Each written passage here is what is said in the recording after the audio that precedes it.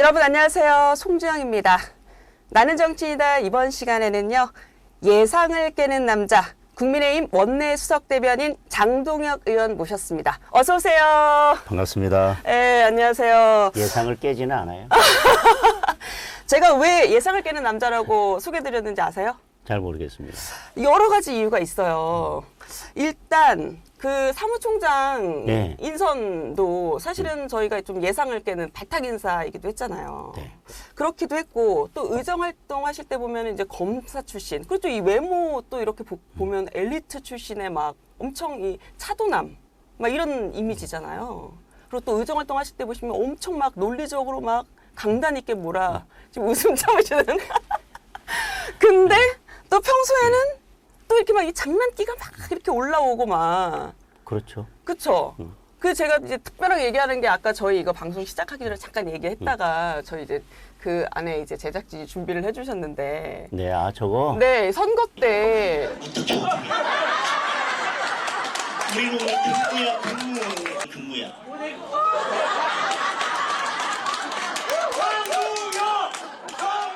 지역 주민 어르신 그 흉내 내신 거 있잖아요. 네, 저 아주머니 두 분. 네네. 저걸 어떻게 저렇게 맛깔나게 흉내를 내세요? 아, 연습 많이 했어요. 몇 번이나 하신 거예요? 집에서 한 3번.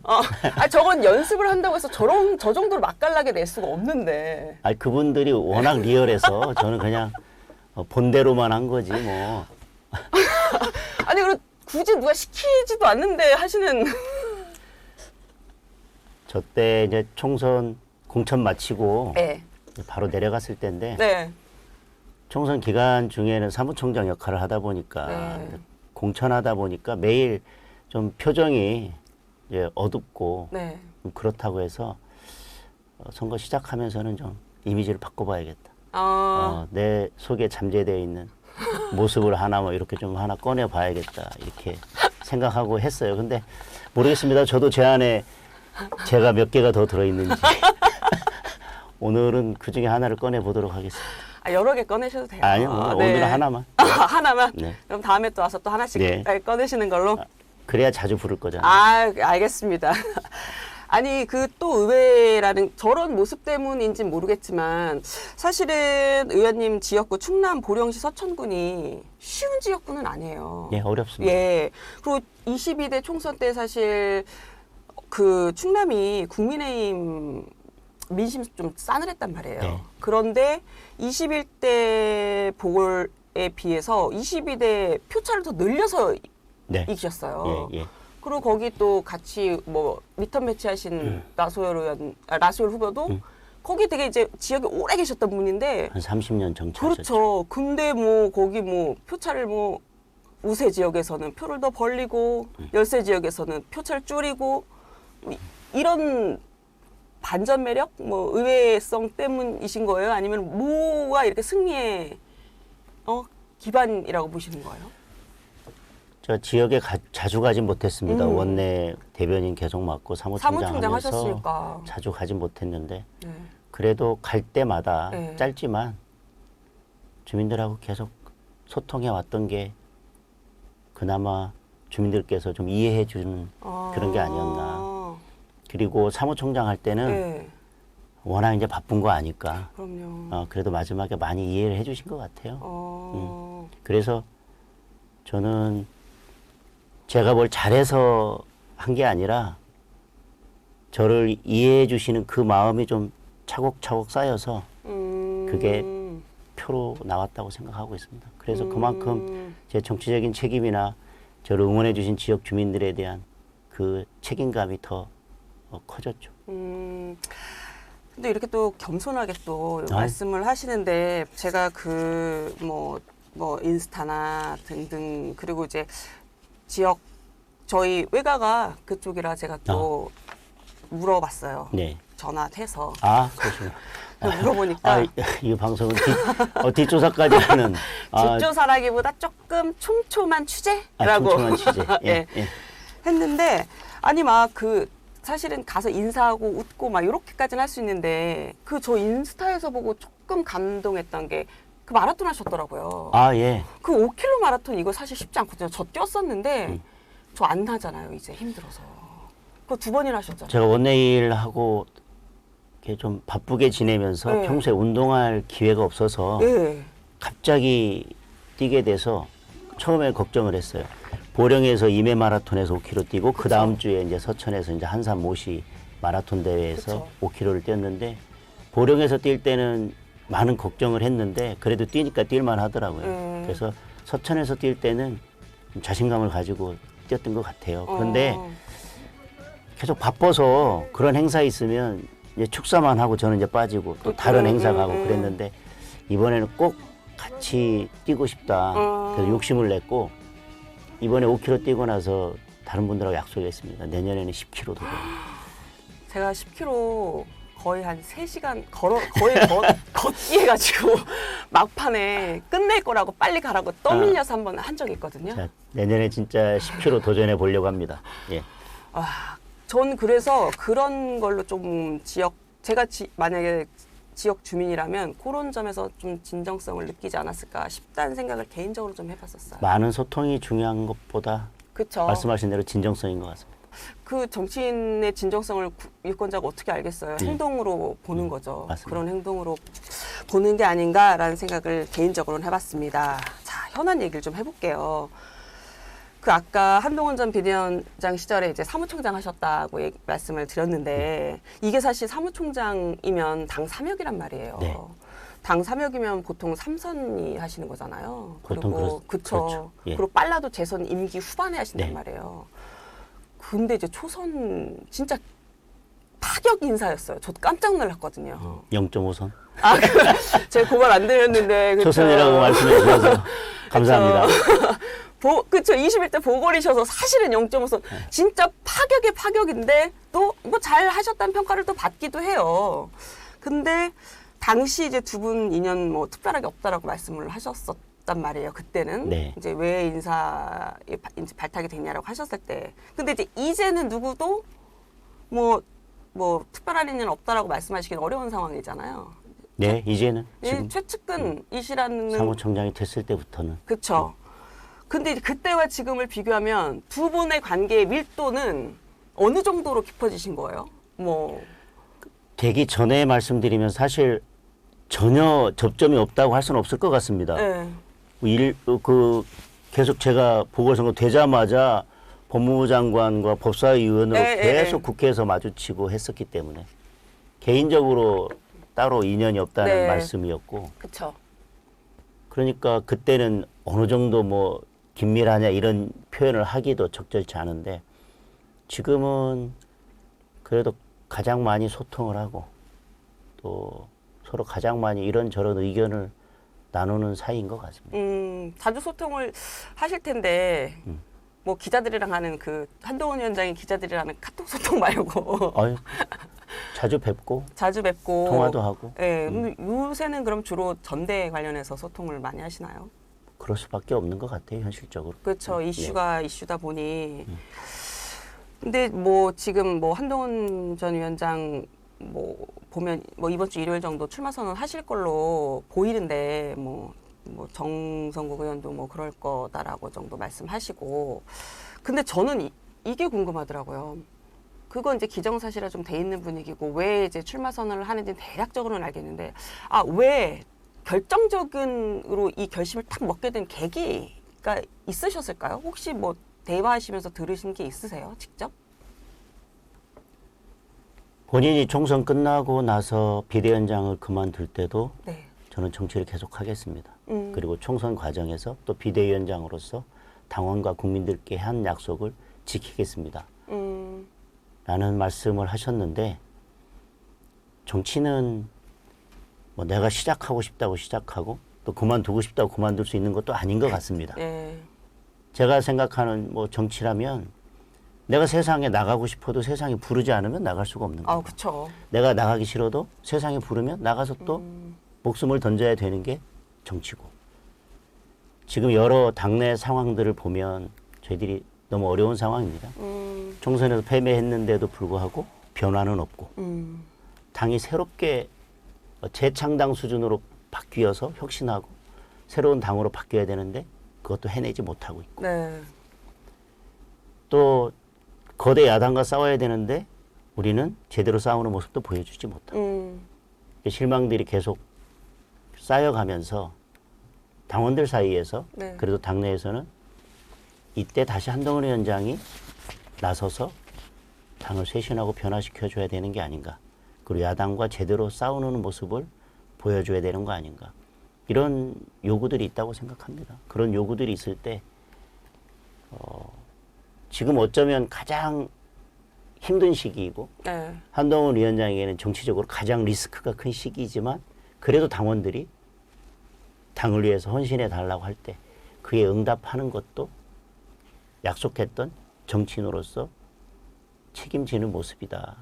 그렇게 생각하시는 것 같고 그런 대화를 나누고 그랬습니다. 한동훈 위원장한테 지금 이 가장 리스크가 큰 시기인가요? 리스크가 크죠. 어떤 점에서 그럴까요? 우선은 정치적으로 비판이 가장 높은 시기이고 예, 총선. 그리고 당이 너무 어려운 시기이고 예. 풀어야 될 과제도 너무 많고 그래서 지금 당대표가 되면 보여줘야 될 모습과 보여줘야 될 여러 장면들이 있고 해결해야 될 과제들이 너무너무나 많습니다. 네. 그런데 비판은 가장 높은 시기이고 네. 그 두 가지를 다 해결하고 나가는 게 쉽지만은 않은 일이고 네. 누가 생각하더라도 쉽지만은 않을 겁니다. 그래서 한동훈 전 위원장을 아끼는 많은 사람들이 네. 정치를 다시 이제 정치에 복귀하더라도 지금보다는 조금 더 있다가 복귀하라고 말씀 주시는 것이 전대에 나오면 안 된다. 먼저 다시 정치하면 안 된다. 그런 뜻보다는 우리 정당의 정치 자산으로서 좀 더 쓰임이 있을 때 그리고 좀 더 좀 리스크가 적을 때 나와서 뭔가 역할을 하면 좋겠다라고 하는 애정어린 말씀이 아닌가 싶습니다. 그런데 그럼에도 불구하고 본인이 이렇게 선택하는 데는 네.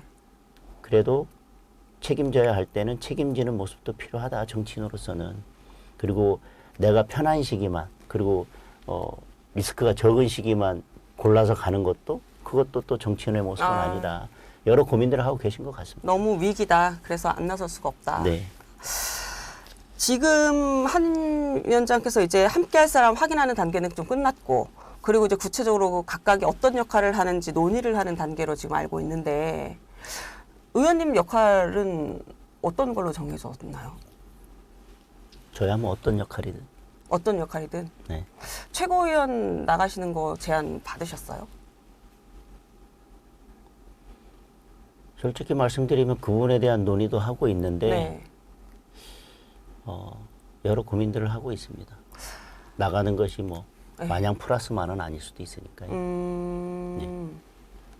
많은 고민들을 하고 있습니다. 지금 보면은 뭐 정성국 의원님도 고민을 좀 하시는 것 같고 여러분들이 지금 이렇게 복수로 최고위원회 출마를 할 가능성이 있는 거죠? 복수가 될 수도 있는데 네. 또 너무 많은 분들이 함께 한다고 하면 네. 전략상으로는 좋은 전략은 아닌 것 같습니다. 의원님 개인적으로는 지금 그러면 최고위원 출마에 대해서 50대 50이세요? 아니면 51대 49? 어떤 게 50일인가요? 51이 출마. 수치로 말씀드리기는 어려운 것 같고 고민을 하고 있습니다. 필요한 역할을 해야 된다는 생각은 가지고 있고요. 이번 주 어쨌든 시기가 뭐 시기인 만큼 이번 주 안에 결정을 하시겠네요. 뭐 발표와 상관없이 결심은 이미 마음속에 하신 거 아니에요? 얼마 남지 않은 것 같습니다. 결심해야 되는. 지금 인터뷰 끝나고 가시면서 출마 이렇게 하시는 거 아니에요? 그렇지 않으니까 그건 걱정 안 하셔도 됩니다. 저희 그럼 울어요. 아유, 그러면 안 돼. 그러시면 안 돼요. 가실 때 여기다가 동그라미 X 한번 쳐주고 가세요. 저만 알고 있을게요. 농담이고요. 아니 이런 얘기도 있더라고요. 청년 최고, 뭐 여성 최고, 일반 최고, 뭐 이렇게 해서 각각 런닝메이트 격으로 갈 거다. 근데 뭐 이런 관측도 일단 가능성은 열어뒀다고 봐야 되는 여성 거고요. 최고라고 하는 것은 사실 따로 없죠. 네. 다만 여성이 이제 일반 최고위원회 네, 나오면 뭐 나중에 순위에 있어서 조정해서 반드시 일반 최고위원 중에 여성은 한 명 포함돼야 된다라고 하는 건데 뭐 그렇게 여성 최고를 꼭 고집해야 될 문제는 아닌 것 같고 청년 최고도 네. 뭐 지금 뭐 억지로 청년 최고 러닝메이트를 꼭 만들어서 해야 될 그럴 필요성이 있는지는 잘 모르겠습니다. 네. 저는 어느 분이든 뭐 최고위원 정도를 생각하고 있다면 되시면 당이 잘 되는 방향으로 또 당이 혁신하고 국민들의 마음을 얻는 방향으로 당대표와 힘을 모아서 함께 하실 거라고 생각합니다. 그럼 한동훈 위원장과 함께할 최고위원이 될 만한 분의 자질 요건은 뭐가 될 수 있을까요? 저는 지금 우리 당에 가장 필요한 건 좀 포괄적으로 얘기해서 네. 우리 당의 혁신이죠. 그러니까 혁신할 의지와 그런 능력이 있는 분. 그게 저는 최고위원의 자격 요건 중에서 가장 중요한 첫 번째라고 생각합니다. 자질과 의지로 보면 의원님 준비되셨는데. 저요? 네. 아유, 아니요. 그럼요 이렇게 하시는데 지금 아니요. 아닌가요? 네. 갑자기 겸손하게 또 아니 그 여의도 문법 빌고 이제 초선인 장동혁 의원님을 사무총장으로 이제 한동훈 당시 비대위원장이 이렇게 딱 발탁한 것처럼 이번 주에 이제 출마 선언 하실 때도 뭔가 이 파격적인 뭔가의 이 발표 이런 것도 준비를 하고 계실까요? 가령 뭐 왜 대선 주자들은 뭐 장소도 메시지이기도 하고 장소 메시지죠. 예, 그리고 이제 발표할 때 주변에 뭐 어떤 인사가 같이 하는 예. 거 이런 거 굉장한 메시지잖아요. 예. 10마디 말보다 그 한마디 메시지가 맞습니다. 주는 게 굉장히 큰데 네. 그런 거에 대한 고민들 많이 하고 계시나요? 고민하고 있죠. 뭐 장소도 당연히 고민해야 네. 되고 어떤 분들과 함께 할 건지도 고민해야 되고 가장 중요한 건 메시지죠. 뭐. 예. 어떤 메시지를 그러니까 말로써 하는 메시지. 예, 예. 어떤 메시지를 될 건지도 중요하고 사실 거기에서 많은 것들이 결정되니까요. 이미 고민하죠. 근데 뭐가 파격인지는 잘 모르겠습니다. 오히려 많은 사람들이 이럴 것이다. 네. 한동훈 전 비대위원장이 출마하면 이런 모습일 것이다 라고 하는 것보다 장소 하나에도 참 큰 의미가 담겨 있구나 라고 좀 진정성 있는 제대로 된 메시지를 던지는 게 오히려 저는 파격이라고 생각합니다. 뭐 장소를 알려주시진 않을 테고 묻는 것도 예의는 아니고 네. 그 결정은 됐나요? 아직이요? 아직 결정은 뭐 후보군은 있는 상태이고요. 여러 대안을 놓고 고민하고 있습니다. 저희가 기대를 갖고 기다려 보겠습니다.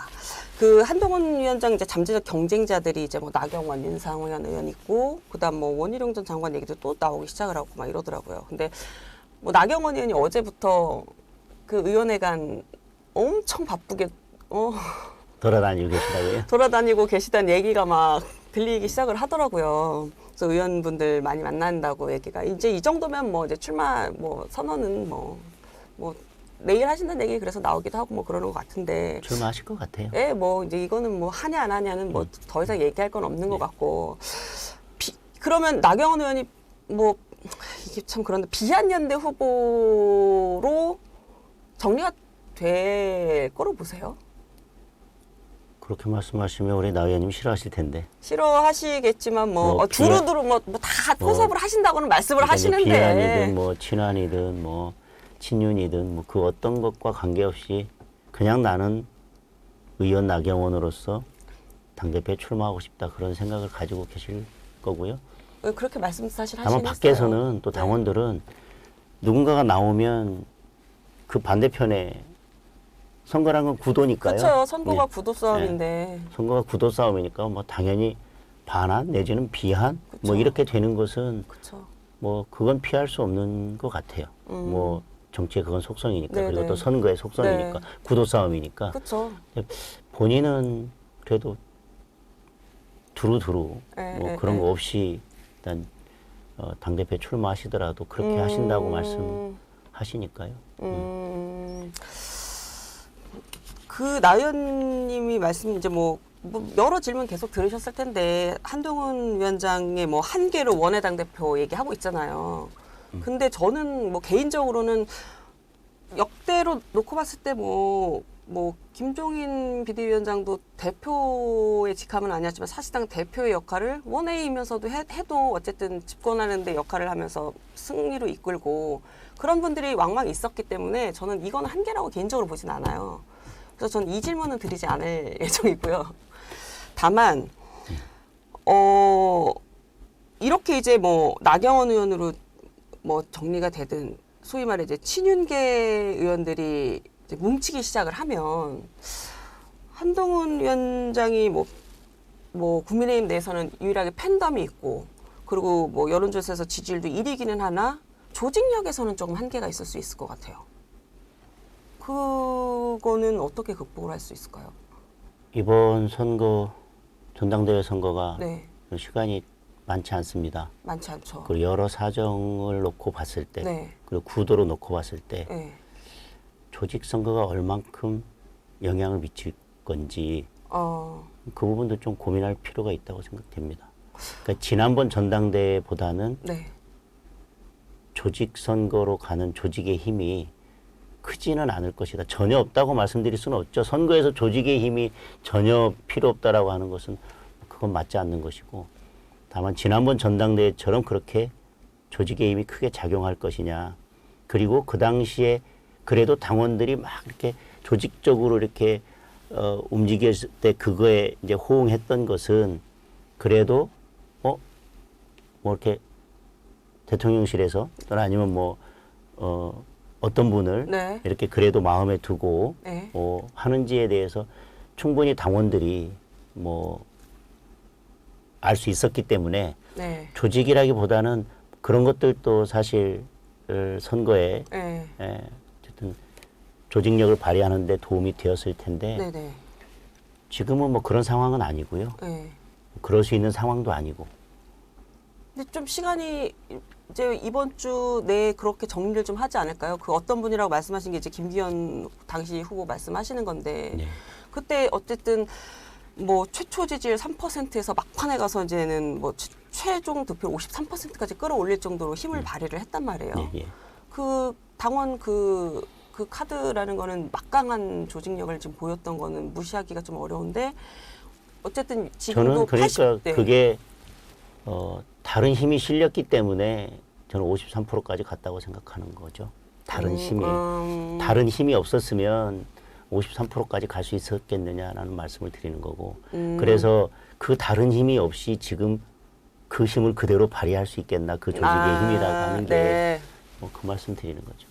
근데 그러나 저러나 선거에서는 조직의 힘도 필요한 것이고, 네. 그리고 또 앞으로 그런 조직의 힘이 당대표가 되더라도 정치인 한동훈을 쭉 끌고 받쳐주고 가는 힘이 될 수 있기 때문에 네. 이번 전당대회 과정에서 어떻게든 그런 힘도 모으려는 노력을 해야 되고 네. 그게 한동훈 위원장의 또 하나의 숙제일 수도 있죠. 그러나 조직의 힘이 네. 그 이전의 전당대회나 그 다른 전당대회만큼 과연 비슷하게 아니면 그만큼 작용할지에 대해서는 이번 선거의 특성상 그렇지 않을 가능성도 많다라고 생각하고 있습니다. 아무래도 당원들도 지금 국민의힘의 상황과 대통령실에 대한 인식이 좀 많이 달라져 있기 때문에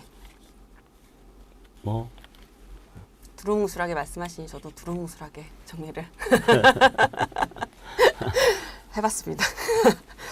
그 한동훈 위원장이 이제 어차피 대표가 된다라고 해서 저희가 이제 막 어대안이라는 표현 쓰니까 이거 가지고 이제 친윤계 핵심 의원인 그 이철규 의원이 이거 당원 모욕하는 거다 이러면서 선거 뚜껑 열어봐야 된다 막 이렇게 말씀하시는데 모든 선거는 끝까지 결과를 지켜봐야 알죠. 네. 그런데 어대한이라고 하는 거는 여론조사 결과나 이런 것들을 보고 나타나는 현상을 가지고 표현한 거에 불과합니다. 네.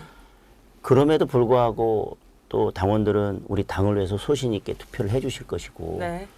근데 그걸 가지고 모욕적이다라고 이야기하거나 또 어떤 분은 해당 행위다 라고까지 말씀하시던데 글쎄 지금 여론에서 나타나는 현상을 놓고 다시 말하면 다른 분들과의 지금 지지율 격차에 있어서 많은 차이가 나고 있다. 이런 것을 이렇게 표현한 건데 그건 물론 얼마든지 좁혀질 수 있고 선거 결과는 끝까지 지켜봐야죠. 근데 그걸 두고 뭐 당원들을 모욕하는 행위다. 이게 해당 행위다. 라고 한다면 그러면 나중에 한동훈 위원장이 지금 예를 들면 여론조사 결과처럼 네. 격차를 많이 벌리고 그렇게 해서 당선되면 그 한동훈 위원장 찍었던 분들 다 해당 행위라고 하실 건가요? 과한 표현이다. 그렇게까지 표현하실 필요가 있을까요? 어, 그냥 그래도 우리 당원들께서 네. 끝까지 당을 위해서 소신 있게 네. 판단해 주실 것이다. 끝까지 선거는 끝까지 지켜봐야 된다. 뭐 그 정도 표현이면 되지 뚜껑 않나. 열어봐야 한다. 기다려보자. 요 정도 표현이 적절하다. 그 정도면 되지 않나. 제 개인적으로는. 아, 그걸 뭐 당원을 모욕하거나 네. 뭐 그게 해당 행위 위기의식의 발로일까요? 그건 모르겠는데 해당 행위는 정말 이해하기 힘든. 네. 그러니까 모욕하는 거다라고 하는 것까지는 글쎄 뭐 선회하고 3번을 선회하면 네. 뭐 우리 당원들이 뭐 어대한으로 막 그렇게 한다고 해서 막 세 딸려가 번까지 선회를 해야지만. 뭐 딸려갈 것은 아니다. 네. 우리 당원들이 그런 분들이 아니다. 네. 끝까지 우리 지켜보면 또 우리가 설득하고 또 우리가 다른 비전들을 제시하고 다른 후보들이 나와서 뭔가 뛰다 보면 바뀔 수도 있지. 이미 결론 정해놓고 가면 어떡하냐. 뭐 이렇게 그런 뭐 취지라면 뭐 몇 번을 선회하면 뭐 그 정도 표현은 그런데 저는 아무리 봐도 해당 행위는 제가 뭐 몇십 번을 선회를 해도 그 부분은 잘 이해가 잘 되지 않아요. 충분히 제가 그 한동훈 위원장이 당 대표가 되면 민주당이 추진하는 각종 특검에 대한 국민의힘 입장이 좀 달라질 거다 이런 얘기가 좀 나오고 있는데 뭐 이거 민주당 쪽에서도 나오기도 하지만 국민의힘 김재섭 의원도 같은 얘기를 좀 하더라고요. 이거는 뭐 김재섭 의원은 이렇게 얘기를 하더라고요. 한동훈 위원장이 아니라 다른 누가 돼도 좀 달라지지 않겠냐. 이 꽉 막힌 전국을 그럼 이대로 두겠냐. 뭐 특히나 뭐 최소 최상병 특검 같은 경우는 받지 않겠냐. 뭐 약간의 변화를 주더라도 여기에 대해서는 어떻게 보세요? 좀 변화가 있을까요? 출마한다면 네. 그리고 출마 선언에서는 네. 그 내용을 출마 선언에 담든 안 담든 네. 기자들의 질문이 거기에 당연히 집중될 건데요. 네. 그때 어느 정도 대략적인 입장을 밝히시지 않을까요? 그러면 그때 입장을 보면 네. 이게 뭐 상황 변화가 있을 건지 출마 선언을 보면 거기에 어느 정도 충분히 내용이 담길 거라고 생각합니다. 출마 선언문에 어쨌든 좀 입장에 담기실 가능성이 상당히 높겠네요. 그러면. 안 담겨서 기자들이 계속 그거 질문하지 그쵸. 않을까요? 질문에서 나오는 것보다 차라리 명료하게 딱 담고 가시는 게 낫죠. 그 한동훈 전 위원장이 당대표가 되면 당정 관계를 어떻게 이끌고 갈 건지 또 상당한 관심이에요. 어떤 당정 관계를 구상하고 계세요? 모든 국민들이 여당과 정부의 당정 관계에 대해서는 기본적으로 같은 생각을 가지고 있을 것입니다. 국정 운영의 동반자로서 네. 협력 관계를 유지해야 된다라고 하는 부분에 있어서는 네. 당연히 그래야 시너지 효과가 나는 네, 거니까. 야당은 계속 정부를 공격하는데 여당마저 계속 같이 공격한다면 뭐 이게 국정 운영을 도무지 할 수가 없으니까. 네. 당연한 건데 네. 그러면 그 협력 관계를 어떻게 유지할 거냐라고 하는 것에만 그 문제만 남아 있는 것 같습니다. 네. 당은 국민들의 어떤 민심을 가장 최전방에서 이렇게 맡게 되는데 그런 민심을 가감없이 네. 대통령실이나 정부에 전달하고 정부는 그거에 대해서 고민해보고 그게 맞다면 또 수용하고 네. 또 필요하다면 서로 토론도 하고 네. 그리고 또 서로 협력할 게 있으면 결과적으로는 최종 뭐 입법이나 예산이나 이런 거 협력해 나가고.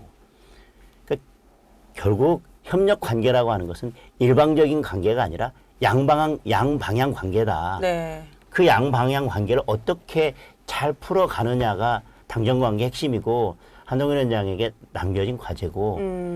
그러니까 결론은 대통령실이나 정부와 당이 계속 갈등 관계로 서로 불편한 관계로 가는 것은 저는 맞지 않다고 생각합니다. 그렇죠. 당연히 협력 관계로 가되 그 협력 관계의 전제는 양방향 소통이 가능해야 된다. 네. 예. 근데 지금까지는 어쨌든 양방향 소통이 아니라 일방향이고 약간 그렇기 때문에 협력 관계라기보다는 그렇게 비판받아왔죠. 끌려가는 듯한 느낌이라 비판을 좀 받아왔던 네, 거잖아요. 네. 그래서 이게 수평이라기보다는 좀 수직적 느낌이다. 그러면 수평적 뭐 동반자 관계? 뭐 이 정도? 그럼 양쪽이 서로 문을 열어야죠. 마음의 문. 그렇죠. 예, 그러면 소통의 문을 열어야죠. 그렇죠. 그러면 윤석열 대통령 뭐 한동훈 위원장이 당대표가 되면 윤 대통령과 관계 회복을 하기 위한 뭐 계기를 좀 뭐 적극적으로 만들 뭐 계획도 좀 있으신 거예요? 아니면 아니다. 대통령이 그래도 대통령인데 자연스럽게 만들어질 것 같아요. 자연스럽게. 여야가 말씀드린 대로 협력 관계로 가야 되고 네. 대통령이나 지금 한 전 위원장의 관계가 네네. 뭐 하루 이틀 된 관계도 아니고요. 그쵸. 충분히 저는 네. 풀어갈 수 있다고 생각합니다. 지금 이렇게 겉으로 보기에 뭔가 좀 갈등 상황 아니냐고 하는 이 외형적으로 네네. 나타나는 인간적인 관계는 저는 당연히 풀릴 거고 풀어야 그래요? 된다고 생각합니다. 그런데 그러고 나서 다시 그 다음에 이제 일로 돌아가서 네. 업무로 돌아가서 어떻게 양방향으로 소통할지에 대한 그 문제는 뭐 두 분이 잘 풀어가셔야죠. 그 한 위원장이 그 용산과 기싸움하지 않겠다 이렇게 말씀하셨었잖아요. 기싸움? 예. 그거는 어떤 의미로 해석을 해야 돼요? 당무 개입하지 말아요? 아니면 화해 제스처예요? 아니면 그냥 원론적 얘기인 거예요? 원론적 얘기 아니겠습니까? 서로 협력 관계고 양방향 소통을 하고 어떤 의사결정에 있어서 네. 누구 말이 맞냐, 누구 말이 틀리냐 이게 아니라 어떤 문제가 있을 때 그것을 해결하는 기본 원칙은 민심입니다. 국민의 네. 눈높이입니다. 어떤 것이 국민들이 원하는 것이고 네, 어떤 네. 것이 민심인지에 대해서 우리는 가감없이 전달하고 그리고 그거에 대해서 대통령실도 또 정부도 우리가 필요하면 설득을 하고 네. 그렇게 해서 정말 우리가 봤을 때 이게 민심이 맞다고 하면 우리가 어떤 때는 정책에 있어서 이슈나 이걸 또 적극적으로 끌고 가기도 하고 정부도 설득하고 그렇게 했어야 되는데 왜 그동안 하지 못했었냐라고 하는 비판이 있는 거고 네. 저는 그 관계는 잘 만들어 갈 수 있다고 생각합니다. 기싸움하지 않겠다라고 하는 것은 국민의 눈높이, 국민의 마음은 나 몰라라 하고 서로 이 기싸움이라고 하는 것은 이 내용과 상관없이 그 안에 이런 게 있는 건가요? 불필요한 기싸움 하지 않겠다. 그렇습니다. 네, 불필요한 국민의 눈높이와 민심과는 동떨어진 기싸움을 하지 않겠다. 한동훈 위원장이 잘 얘기하는 국민만 바라보고 가겠다. 그렇게 이해를. 그 한 위원장이 사실은 윤석열 대통령과 사실은 되게 각별한 관계였는데 이 사이가 이제 좀 틀어지게 된 계기 중에 하나가 저희가 알기로는 모르죠. 더 속 얘기는 저희는 모를 수도 있는데. 저도 모를 수도 있죠. 저희보단 많이 아실 거예요. 근데 어쨌든 저희가 알고 있는 걸로는 그 김건희 여사 명품백 그 수수 관련해서 국민이 걱정할 부분이 있다. 그래서 좀 어쨌든 입장을 좀 표명해야 된다라는 이제 얘기를 좀 대통령실에 얘기한 그것도 하나의 원인이라고 총선 때 저희는 알고 있어요. 근데 권익위에서 이거 관련해서 위반 없다라고 결론을 내렸잖아요. 한동훈 위원장이랑 관련해서 혹시 관련 얘기를 좀 나눠보신 게 있으신가요? 총선 때 예를 들면 뭐 우려할 부분이 있다, 뭐 네. 이제 그런 발언을 하시거나 뭐 그럴 때는 뭐 저하고 말씀하시면서 이 정도 입장 표명은 요 정도 하시겠다라고 하는 부분들에 대해서는 뭐 당연히 소통하고 저도 그 정도 말씀, 그 정도 표현이 좋겠다 뭐 이런 소통은 했는데 그 뒤에 그 다른 이면의 내용들에 대해서는 뭐 따로 제가 말씀을 나눈 건 없습니다. 권익위 발표 이후에 권익위 발표 이후에도 따로 지금 그 부분에 대해서는 뭐 따로 뭐 말씀을 나누거나 그 부분을 뭐 대화의 주제로 삼은 적은 없습니다. 이게 지금 권익위의 그 뭐 최정목 위원이 뭐 종결 처리에 책임을 지고 사퇴하겠다 막 이러면서 지금 또 좀 어수선해졌더라고요. 근데 이 일련의 사태에 대해서 의원님 개인적으로는 어떻게 보세요? 권익위에서 법리적 판단을 한 거지 않습니까? 법리적 판단에 대해서 일단 권익위의 법리적 판단에 대해서는 1차적으로 권익위의 판단을 존중하고 네. 또 아직 이제 수사기관의 수사가 남아 있으니까 수사기관에서 또 어떤 법리적 판단할지는 그것은 또 지켜볼 문제고 네. 권익위가 가지고 있는 사실관계와 알고 있는 사실관계가 또 수사기관에서 나중에 이제 밝혀지는 사실관계가 또 똑같다고 단정할 수도 없는 거 아니겠습니까? 원론적으로만 말씀드리면 권익위의 판단은 권익위의 판단이고 권익위가 또 판단할 수 있는 부분이 있고 또 수사기관이 판단해야 될 영역들이 아직은 남아있고 그러니까 저는 뭐 지켜봐야 될 문제다. 지금 여기에서 뭐 마치 모든 것이 끝난 것처럼 뭐 비판하거나 그럴 문제는 아니다. 뭐 어떤 식으로든 여지껏 뭐 권익이나 이런 판단이 나올 때마다 양쪽 입장이 달라져서 계속 비판해 왔던 것들은 뭐 여러 차례 있었는데 이번에도 뭐 그거에 대해서 뭐 다른 입장은 있을 수 있는데 법리적 판단은 법리적 판단대로 받아들이고 또 수사기관의 수사는 또 여전히 지켜보면 된다. 예, 그렇게 생각합니다. 이번 주 국회 이 원구성 협상 네. 결론 나기 어렵나요? 아니 뭐 지금 국회 개원한 지 이제 보름 지났는데 지금 원구성 마무리도 안 됐고 근데 저는 사실은 원구성 마무리가 국회 개원하고 좀 법정 시한을 넘기는 것 자체에 대해서는 그렇게 부정적인 입장은 아니에요. 다만 협상이 되고 있으면 상관이 없는데 지금 협상 자체가 안 되고 있다라는 거. 여야가 만나고 있지 않다는 거. 야당이 협상할 의지가 없는 거 아닌가요? 운영위와 네. 법사위를 달라고 하는 게 네. 지극히 상식적인 요구입니다. 그리고 관례에 비추어서 네. 전혀 어긋나지도 않고 그리고 국회법이라고 하는 게 숫자대로 하자는 게 법대로 하는 건 아니지 않습니까? 네. 여지껏 국회법의 기본 원칙은 쭉 서로 대화와 타협을 통해서 네. 서로 좀 양보할 건 양보하고 그러면서 합의에 의해서 협의라고 되어 있지만 사실상 합의에 의해서 네. 국회를 운영하는 게 국회법의 기본 정신인데 그건 무시하고 우리가 다수니까 아니 다수결로 하자는 게 뭐가 문제야라고 얘기합니다. 그런데 민주당이 만약에 저희들이 다수당이 돼서 민주당처럼 똑같이 하면 이 국회법 개정하자고 할 겁니다. 당장 국회법 개정하자고 할 겁니다. 아니 그러면 마음에 안 들면 국회법 개정할 거라고 하면 이번에 법대로 하자고 하는 건 뭐예요? 그냥 우리 입맛대로 하자는 거죠. 지금은 우리한테 유리하니까 다수결로 우리 입맛대로 하고 국회법에 뭐 어디는 누가 가져간다는 말 없고 아니 뭐 숫자대로 선출한다고 돼 있으니까 우리 다수결로 선출하자. 이게 법대로 하는 거 아니냐 이래놓고 만약에 저희들이 다수당이 돼서 법사위 운영이 우리가 가져가겠다라고 하면 앞으로 민주당은 분명히 그럴 겁니다. 법 개정하자. 법사위는 무조건 국회의장과 다른 교섭단체에서 가져가는 걸로. 아니 자기들 입맛에 안 맞으면 법 개정하고 자기들 입맛에 맞을 때는 법대로 하자고 하는 게 그게 법대로 하는 건 아니지 않습니까? 마음대로 하는 거지. 그래서 저희들의 요구가 1도 상식에 벗어나는 게 없는데 네. 이재명 대표 한 명 지키겠다고 절대 양보할 수 없다. 지금도 11대 7이 맞다고 하는데 저희들이 11대 7이 틀리다고 하는 게 아니지 않습니까? 그 11개, 7개의 어떤 상임위가 담겨야 되는지 그 내용에 관해서 얘기하고 있는데 의원 숫자대로 하면 우리가 7개 주는 것도 고맙다고 받아야지 11대 7이 뭐가 틀리냐라고 계속 얘기하면서 그 내용에 들어가서는 그 어떤 양보도 할 생각이 없는데 민주당이 무슨 뭐 대화와 협상에 진전을 바라지 않는 것 같아요. 이러다가 아예 안 들어오고 뭐 하면 이번 주 목요일이든 다음 주든 뭐 일정한 시한 지나면 우리는 그냥 우리가 나머지 7개도 다 가져가겠다. 그래놓고 그냥 대충 형식적인 명분만 쌓고 18개 다 가져가겠다고 하는 게 지금 민주당의 입장 아닐까요? 그러니까 그래서 이렇게 되면은 18개 그냥 다 가져가게 두실 건가요? 아니 그 국민의힘 내에서도 이제 그렇게까지 가면 안 된다. 뭐 이런 얘기 좀 나오고 있다는 것 같은데. 민주당이 네. 뭐 힘으로 계속 밀어붙이겠다면 사실 저희들이 뭐 끝까지 가서 뭐 어떻게 하겠습니까? 민주당이 그냥 겁박에 넘어가서 그냥 우리는 사실 국회 일방 독주를 통제할 수 없는, 막을 수 없는 그런 상임위만 가져다 국회를 운영하게 되는 것이고 국민들을 지킬 수 있는 어떤 도구도 없는 거고.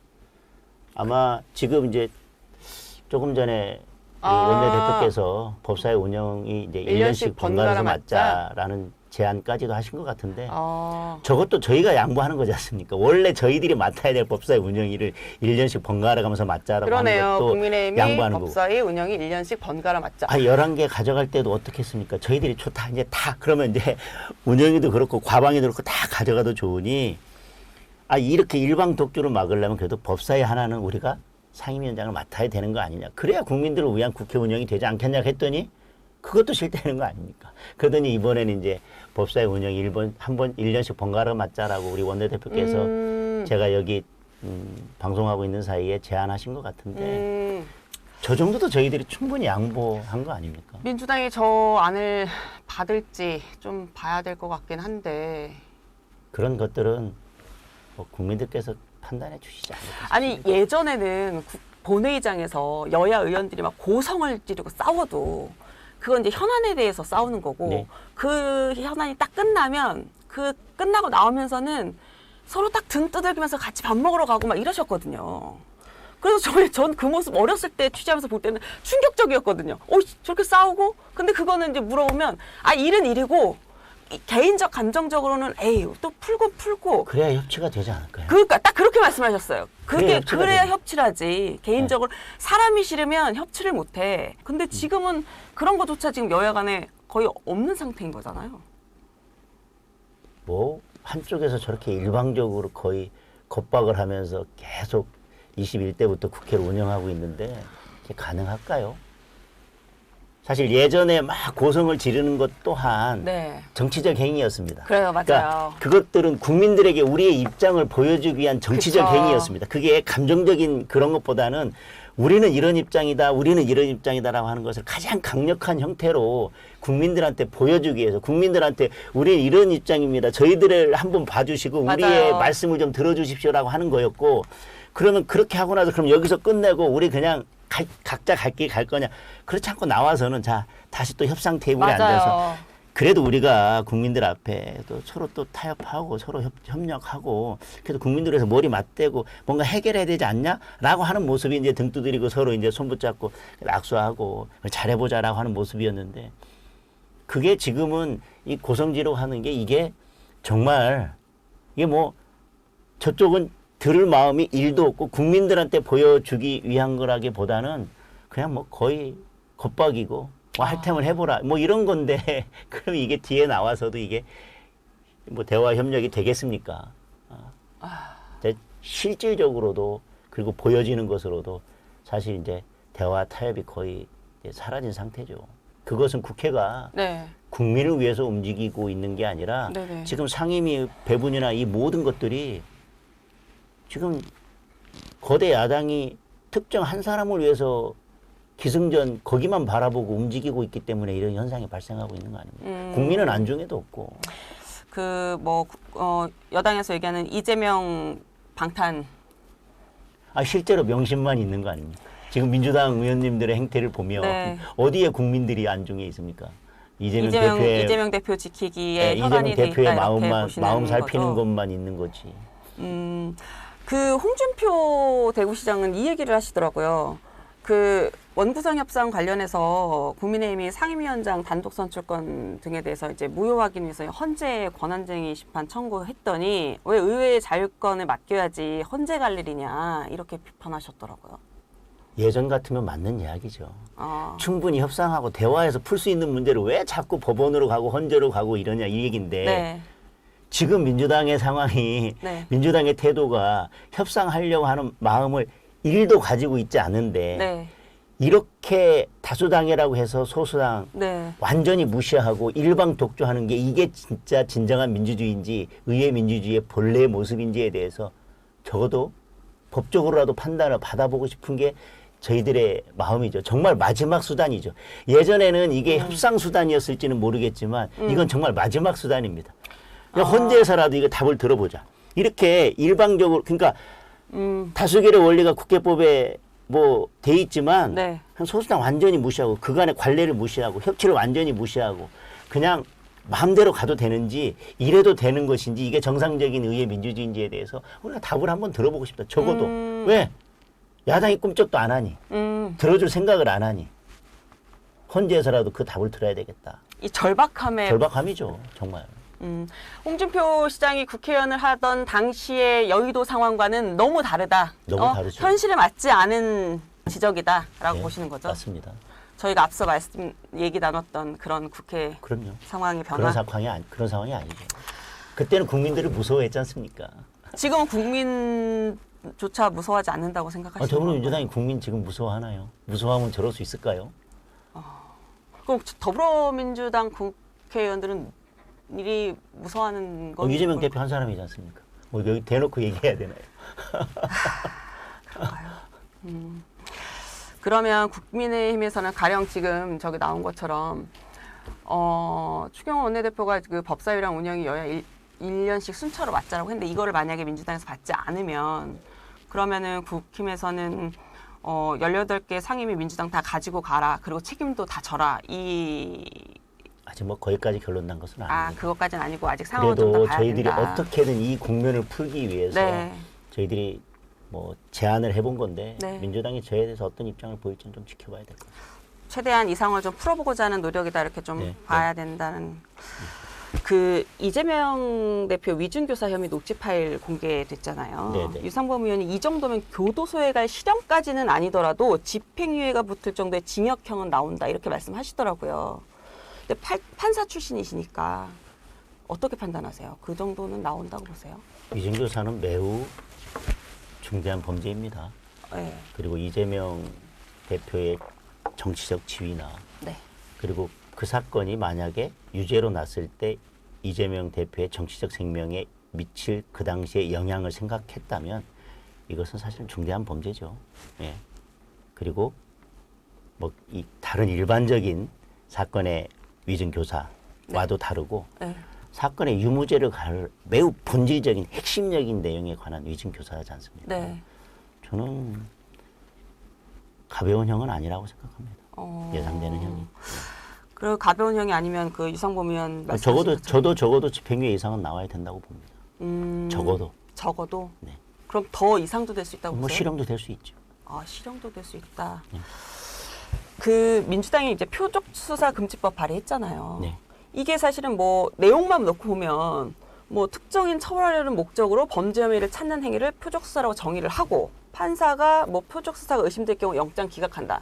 뭐 내용만 보면 필요한 법안이에요. 모든 범죄 수사가 특정인의 범죄를 가리는 것이지 특정인의 범죄와 관계없이 그냥 무슨 있었던 사회 현상에 대해서 진실을 밝히고 국민들 앞에 검찰이 이 진실은 이겁니다, 여러분. 저희 국민들이 궁금해하는 의혹을 말씀드립니다라고 하는 게 그게 수사입니까? 뭐 국정조사도 아니고 무슨 설문조사도 아니고. 아니 모든 수사는 특정인을 처벌하기 위한 것이 수사지. 그러니까 지금 민주당은 국민은 일도 관심도 없고 정말 궤변의 궤변이고 무슨 네. 법을 왜곡해서 적용하면 그 왜곡죄 해가지고 검사 판사 다 처벌하겠다, 다 탄핵하겠다. 기승전 지금 이재명 대표를 살리기 위해서 판사, 검사 네. 모든 수사기관에 재갈을 물리기 위해서 지금 이러고 있는 거죠. 아니 진짜 국민들한테 제가 특정인을 처벌하기 위해서 네. 하는 게 수사지. 특정인을 처벌하기 위해서 수사를 하면 이거는 표적 수사라. 그러면 표적 수사하고 표적 수사 아닌 걸 어떻게 가려낼 건가요? 그럼 그러니까 이 얘기는 한마디로 말해서 네. 이재명 수사하는 사람은 전부 다 형사처벌하거나 그 사람들은 다 그냥 판사, 검사 이런 사람들은 다 처벌하겠다 이 얘기지 않습니까? 그 표적은 유일하게 한 사람을 가리키고 있지 않습니까? 이재명. 그 외에는 어떤 수사도 괜찮고. 기승전 이재명이지 않습니까? 법 왜곡 적용한다 이것도 다 앞으로 이재명 재판하는 판사 그리고 이재명 수사하는 모든 검사들은 잘 들어라. 잘못하면 알아서 해. 이거지 않습니까? 난 참 그게 국민들한테 부끄럽지도 않습니까? 이재명 대표 요거 애완견 발언 예. 있잖아요. 네. 이 후폭풍 이제 거세니까 이제 오해했다면 유감이다라고 이제 한 발 뺐어요. 근데 사실은 유감이다라고 했지만 사실은 뒷내용을 들어보면 그렇지만 훈계가 더 좀 강한 내용들이긴 했어요. 근데 민주당 의원들은 연일 또 이 이재명 대표의 발언에 대해서 뭐라고 얘기를 해야 될까요? 기승전 명심만 살피고 있지 않습니까? 지금 계속 변론하고 있고 별것도 아니고 누가 보면 뻔히 알만한 내용이고 앞뒤 맥락 들어보면 별것도 아닌 거에서 뭐 그렇게 호들갑 떨고 난리들 하시는지 모르겠어요. 별것도 아니면 가만히 있으면 되지. 별거니까 지금 계속 나서서 뭐 말도 안 되는 이야기다, 뭐 기레기다 이러면서 뭐 이렇게 더 심한 용어까지 써가면서 전방에 나서서 그냥 지금 철통 방어하고 있는 거 아닙니까? 왜곡된 언론관이 그대로 그냥 적나라하게 드러난 건 맞지 않습니까? 더군다나 당대표고 본인에 관한 문제를 이야기하려면 그리고 대선 후보까지 나왔던 분이라면 좀 더 정제된 표현을 충분히 쓸 수 있었는데요. 단어의 문제가 아니라 그 당시 발언을 하던 이재명 대표의 말의 톤이나 표정이나 모든 것을 보면 이것은 그냥 언론이나 국민들이 오해하고 있는 게 아니라 거의 언론에 대한 적개심과 잘못된 언론관이 왜곡된 언론관이 그대로 그냥 날 것으로 드러난 것이지 뭐 달리 표현할 게 뭐가 있나요? 그게 글로 쓴 게 아니지 않습니까? 그날 카메라 앞에서 얼굴 표정과 말투와 목소리 톤과 눈빛과 모든 것이 다 그대로 드러났고 그것들을 국민들이 보고 판단하는데 국민들이 볼 때 이거 오해한 거고 일부 언론이 이걸 너무 과대 포장한 거라면 가만히 있으면 되지 뭘 자꾸 저는 그렇게 하는 게 더 우습고 측은하고 불쌍해요. 민주당 의원들이. 예? 자, 마지막으로 나는 정치인이다. 공식 질문 드릴게요. 네. 장동혁 의원에게 정치란? 아까 정치에 대해서 하나 이제 표현한 게 있는데 네. 제가 그것과 달리 생각하는 정치에 대한 생각은 정치는 역풍을 순풍으로 바꾸는 예술이다. 이렇게 생각합니다. 왜요? 좀 부연 설명 좀 해주실까요? 정치를 하다 보면 늘 좋은 상황만 오는 것은 아니라고 생각합니다. 네. 언뜻 보기에는 그것이 위기일 수도 있고 또 불리한 상황일 수도 네. 있고 정말 역풍이라고 생각이 되어질 수도 있습니다. 그런데 그때 국민들을 설득하고 어떤 방법으로든 그 역풍을 최소화하거나 어떤 때는 그 역풍을 잘 관리해서 다시 오히려 이것이 우리에게 도움이 되는 순풍으로 바꾸려고 노력하는 것. 역풍이 왔다고 해서 과격한 방법으로 어떻게 그것을 뭐 없애려고 하거나 무리한 수를 쓰거나 과격하게 반응하거나 그것보다는 잘 생각하고 이것이 왜 이렇게 됐는지 그리고 민심에 어디에서부터 이 바람이 불어왔는지를 생각하면 저는 늘 그것을 순풍으로 바꿀 수 있는 방법은 있다고 생각합니다. 네, 알겠습니다. 자, 지금까지 국민의힘 원내수석대변인 장동혁 의원과 말씀 나눴습니다. 네, 순풍에 돛단 배 같은 정치를 기대하면서 여기까지 말씀 듣겠습니다. 감사합니다. 고맙습니다.